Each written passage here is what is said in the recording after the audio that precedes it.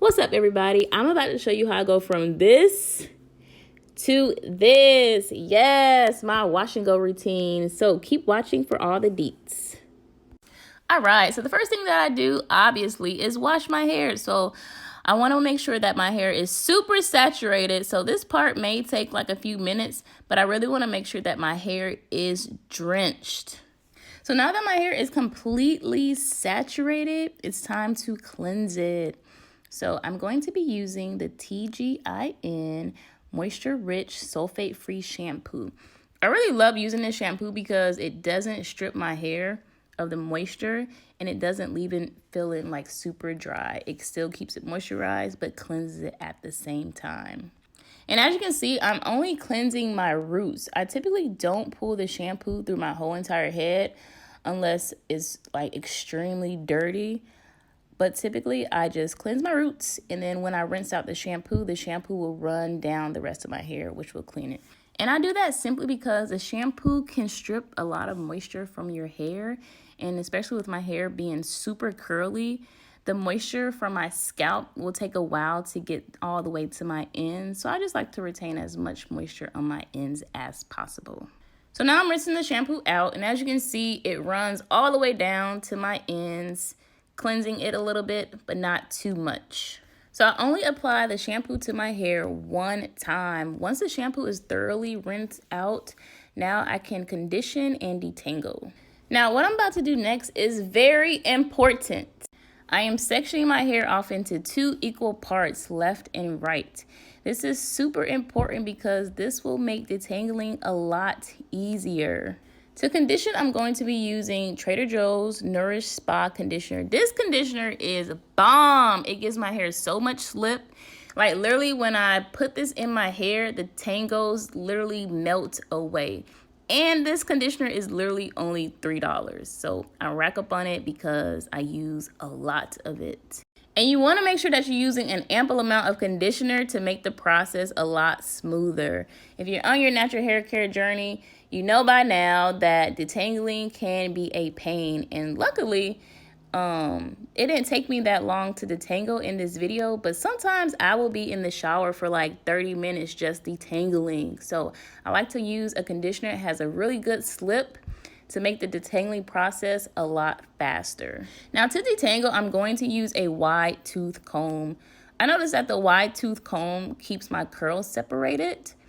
And once I fully detangle with the wide tooth comb, I go through with my fingers and kind of just like finger detangle, massage my scalp, and just give my curls some love, because you want to make sure that you're loving on your hair, because when you're loving on your hair and you're taking care of it, it's going to grow and it's going to retain its length. And so this is another important part of my routine. When you're detangling, you always want to make sure that you start with your ends first and then slowly work your way to your roots. And you want to make sure that you're as gentle as possible. You don't want to be yanking and pulling on your hair. Remember, you want to love on your hair, be gentle with it so you're not damaging it. So you always want to make sure that you start from the ends and work your way up. And you'll know that your hair is fully detangled when you can take your comb, your brush, your fingers, or whatever you're using to detangle your hair, when you can take it from the roots to your ends without a problem. And so now I'm just combing all my tangles all the way down to my ends and combing my ends out from there. It kind of makes it a little bit easier to detangle this way. But yeah, as you'll notice, I'm just being like super gentle. I'm taking my time. You definitely don't want to rush this process. So make sure you're giving yourself enough time to really cleanse, condition, and detangle your hair. So now you can see that my hair is pretty much detangled because I am able to take the comb directly from my roots straight down to my ends, and that's what we want.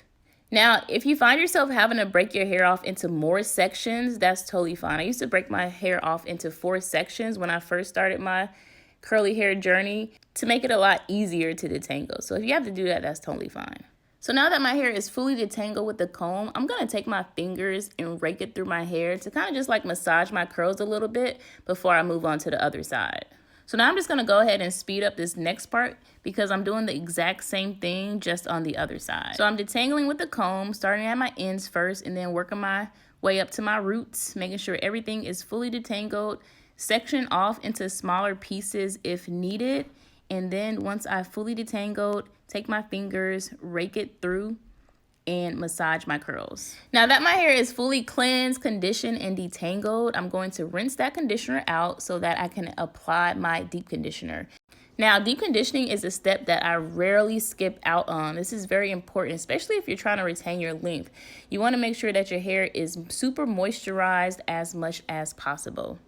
So now to deep condition, I'm going to be using Aussie Moist 3-Minute Miracle Mask. This is another super cheap product. That's why I'm going to be using a lot of it. I think it's only like $3 or $4. But basically, I'm going to drench my hair in this and let it sit for 5 minutes. And I like to use this time to really massage my scalp. It kind of relaxes me while also circulating the blood flow. And they say blood flow promotes hair growth. So all that good stuff will help you grow and retain your hair length. And this is my go-to product, especially when I don't have a lot of time to let the conditioner sit in my hair for 30+ minutes. So after the 5 minutes are up, I rinse it out, and now it's time to style my curls. To style, I'm going to be using the Kinky Curly's Not Today Leave-In Conditioner alongside the Curls Blueberry Bliss Control Jelly. God, that was a tongue twister. But now I'm going to section my hair off again into 2 parts so I can style it. So now I'm going to apply the Not Today leave-in conditioner to the side that I'm going to do last. And I do this just to make sure that it doesn't dry out while I'm styling the other side. So I like to style my hair in the shower because I notice when my hair is super duper wet before I put the product on, my curls come out a lot better. So I'm just making sure that my hair is super wet before I apply the leave-in and then the gel. So now I'm just applying the leave-in conditioner throughout the whole entire section, and then I'm gonna part it off into smaller sections to apply the jelly. If I don't add a lot of gel to my hair, it typically will frizz up and will be really big. So I like to style my hair in smaller sections using a lot of gel or jelly or whatever I'm using that day. So yeah, that's basically it. So I'm just going to repeat that process throughout my whole entire head, adding a lot of jelly to small sections and raking the product through my curls. Now, as much as I love this product, it's not a cheap product, unfortunately. The product is about like $17 at Target, but I love how my hair responds to it. So once my hair is completely saturated with the gel, I like to take more gel and really focus on my edges, the nape of my neck, my ends, just to make sure that I don't have any flyaways. And then I'll sit under the dryer for about 35-45 minutes until completely dry. All right, you all, so my hair is 100% dry. I did have to sit under the dryer for about 40-45 minutes, but that's just because I wanted to make sure that my hair is 100% dry because it is cold outside. So go ahead and leave a comment below letting me know what else it is that you want to see related to hair care. All right, so I will see y'all in the next one. Bye.